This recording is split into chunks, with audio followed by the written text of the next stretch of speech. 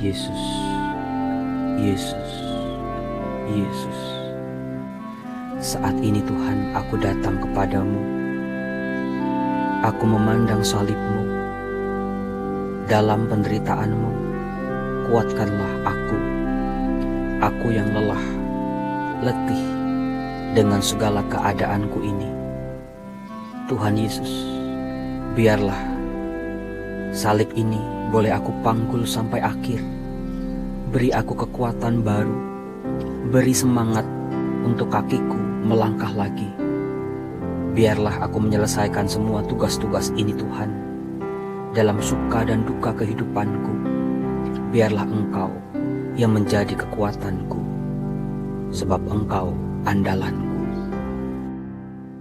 Salam damai sejahtera saudara-saudaraku yang terkasih, pencinta firman Tuhan. Berjumpa kembali dengan Bible Learning with Father Joseph. Bagaimana kabar Anda hari ini? Saya sangat berharap hidup Anda semua sehat, tidak kekurangan sesuatu apapun. Tetapi saudara, bila saat ini Anda sedang merasa lelah, capek dengan segala keadaan Anda, dengan orang-orang di sekitar Anda yang tidak kunjung juga berubah, datanglah pada Tuhan, mengadulah pada Tuhan. Lalu pandanglah salib Tuhan di hadapan Anda. Rasakanlah kehadiran Tuhan di dalamnya. Lalu sebutlah nama Yesus, nama yang mengatasi segala nama, nama yang memiliki kekuatan yang luar biasa untuk orang-orang yang percaya kepadanya. Dan rasakanlah, serahkan, mengadu, menangis boleh, curhat boleh sama Tuhan sehabis-habisnya. Jujurlah pada Tuhan dengan apa yang kita rasakan, apa yang kita pikirkan, apa yang sedang kita jalani saat ini. Sebut nama Yesus dan rasakanlah dekapan kasih-Nya. Yesus yang memandang diri kita dari atas salib, yang akan merangkul kita, memberikan kita tenaga baru, semangat baru untuk tetap terus berjuang dengan penuh ketabahan dan sukacita. Silakan mencoba di rumah masing-masing dan rasakanlah manfaatnya doa Yesus ini.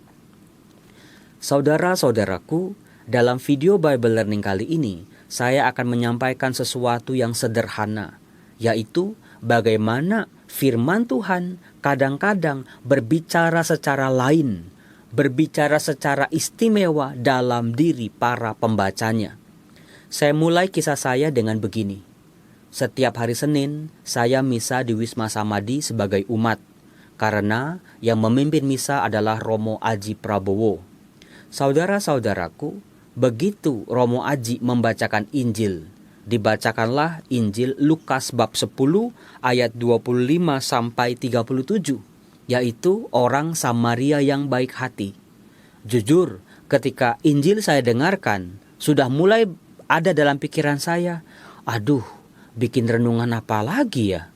Kayaknya Injil itu, orang Samaria yang baik hati, sudah saya bahas berkali-kali dalam video Bible Learning, dalam pengajaran-pengajaran saya. Kayaknya sudah habis dikupas. Maka saya bertanya-tanya terus, Tuhan, beri saya inspirasi, beri saya tuntunan Roh Kudus-Mu, bagaimana Injil ini bisa berbicara untuk diri saya pribadi.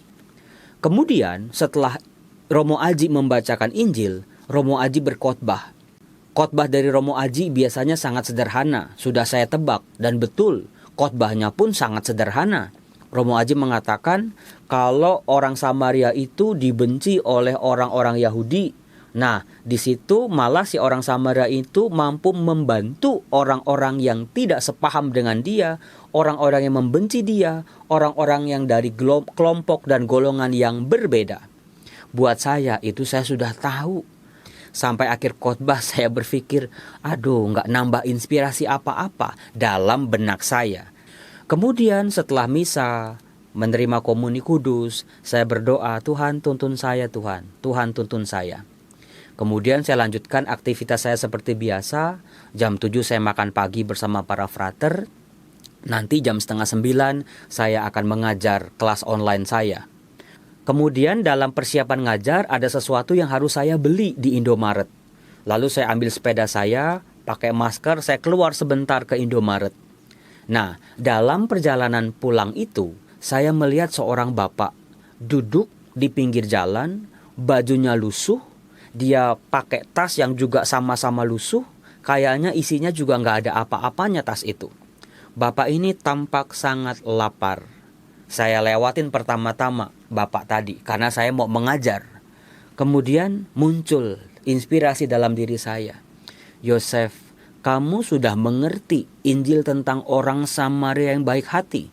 Kamu sudah mengajarkan kemana-mana tentang Injil ini. Kamu sudah bikin video beraneka macam bentuk tentang Injil ini. Sekarang saatnya kamu menjadi pelaku firman. Pikiran itu terbersit ketika saya mengayuh sepeda jalan pulang ke Wisma Samadi. Tetapi saudara-saudara, setelah sepeda saya melewati sekitar 50 meter dari si bapak tadi, saya berhenti. Saya kembali kepada si bapak tadi, saya bilang, Pak, Bapak jangan kemana-mana ya, nanti saya balik lagi, akan saya bawakan makanan. Kemudian saya berpikir, waduh waktu saya mepet ini, saya harus mengajar. Tidak jauh dari situ ada sebuah warung nasi, persis di depan Wisma Samadi. Lalu saya datang ke situ, saya beli nasi 1 bungkus.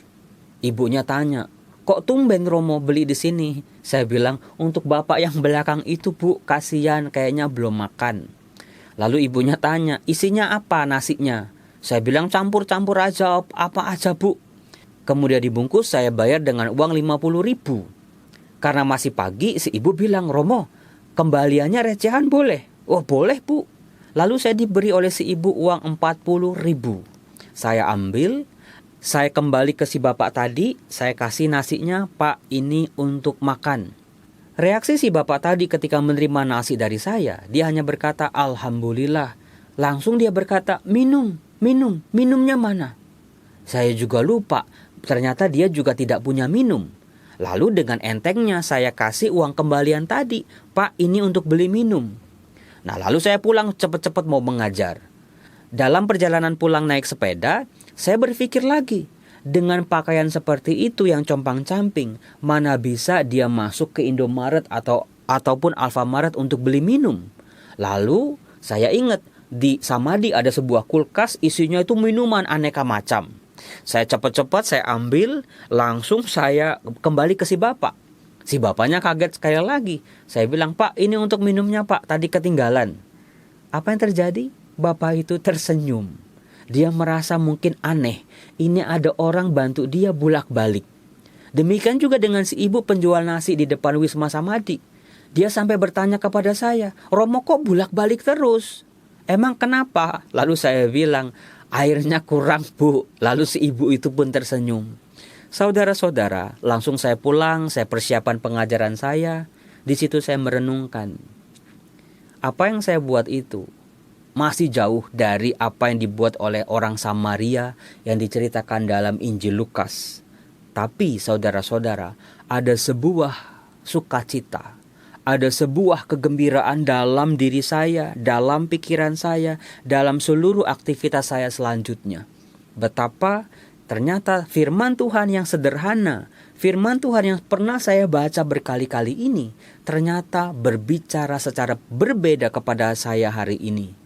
Di mana saya diajak bukan hanya sebagai pribadi, pengajar atau imam yang berkhotbah tentang Injil, berkhotbah tentang kebaikan-kebaikan Tuhan, berkhotbah tentang segala macam keajaiban-keajaiban Tuhan.